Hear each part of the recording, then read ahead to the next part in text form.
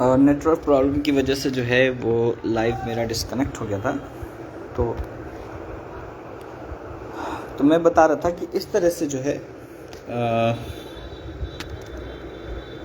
بدعقیدگی کا جو ہے علماء اہل سنت کے خلاف جو ہے بڑی سازش جو ہے، بڑی چابک دستی کے ساتھ جو ہے یہ سازش سے رچی گئی، اور اس طرح سے ایک فرقہ جو ہے سید سراواں کے اندر جو ہے وہ پروان چڑھا.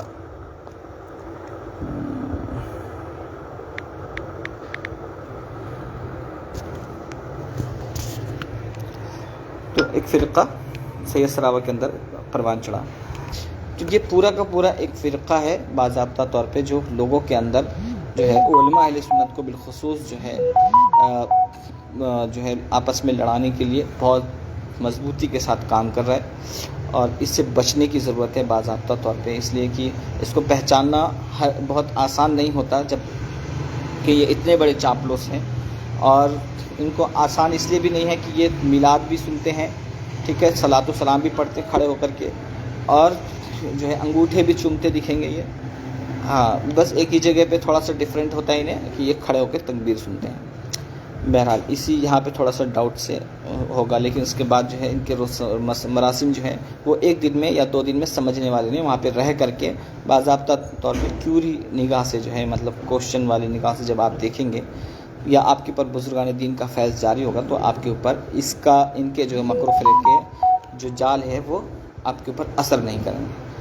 بہرحال بہت سارے جو ہے بچے وہاں پہ طلبہ جو ہے ان کے خلاف بھی رہتے تھے اور خلاف رہتے تھے. بہت سارے ان کے پیچھے نماز نہیں پڑھتے تھے، اور وہ اپنی تنہا نماز پڑھتے تھے. ان کو جب پتہ چلتا تھا بڑا ٹارچر کرتے تھے بچوں کو. بہرحال اور اتنے ساری مکاری، مکر و فریب.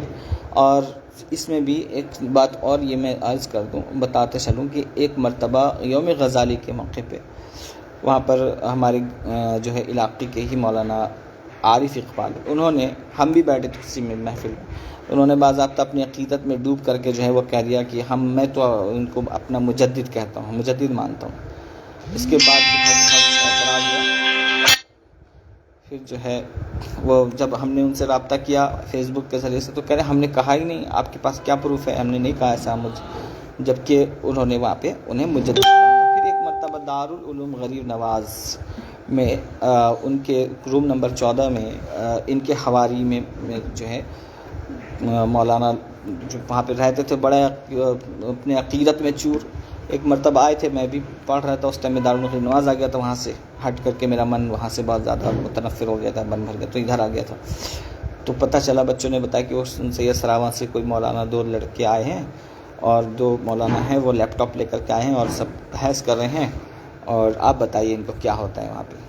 تو میں بھی گیا، میں نے کہا دیکھوں کیا کہہ رہے ہیں. تو وہ وہی عقیدت محبت کی بات کرنے لگا. میں نے کہا یار تم ایک بات بتاؤ، تمہارے ہاں اس شخص کے بارے میں یہ اعلان ہوتا ہے کہ یہ مجدد ہے، اور تم لوگ جو ہے کیا مجدد مانتے ہو؟ کہہ رہے ہاں، اپنے پیر کو کچھ بھی مان سکتے ہیں، بہت ساری بحثیں کر کے کچھ بھی مان سکتے ہیں، اور جو ہے یہ فتاوی رضویہ میں لکھا ہوا ہے. میں بہت تعجب ہوا. پیر ان نے پڑھا تھا اعلیٰ حضرت کا یہ قول کہ اپنے پیر سے محبت رکھنی چاہیے، پورا قول ہے باضابطہ، لیکن یہ نہیں لکھا کہ ہر کچھ مان سکتے ہیں ان کو. تو ہم نے کہا کہ ٹھیک ہے آپ دکھائیے فتاوی رضویہ میں. پہلے ہم نے نوٹ کروایا بچوں سے کہ بھائی دیکھو، اگر فتاوی رضویہ میں یہ چیز ہوگی تو پھر ہم ہار گئے مان لیجئے، اور اگر نہیں ہوگی تو پھر یہ ہار مانیں گے. تو ہم نے کہا ٹھیک ہے پورے حوالے کے ساتھ دکھاؤ، جو آپ کہہ رہے ہو کہ فتاوی رضویہ میں لکھا ہے تو دکھاؤ، لکھا ہوا ہے کہ پیر صاحب کو مجدد ماننا چاہیے.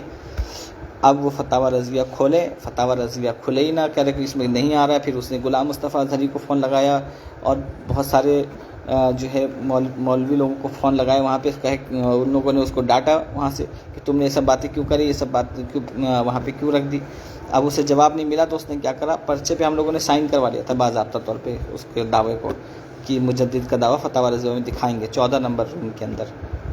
اس کو یاد ہوگا اگر وہ سن رہا ہو میری بات تو وہ جو ہے نہیں ثابت کر پا. اس کا کہہ رہا ہے یہاں پہ کام نہیں کر رہا ہے، یہ نہیں کر رہا ہے.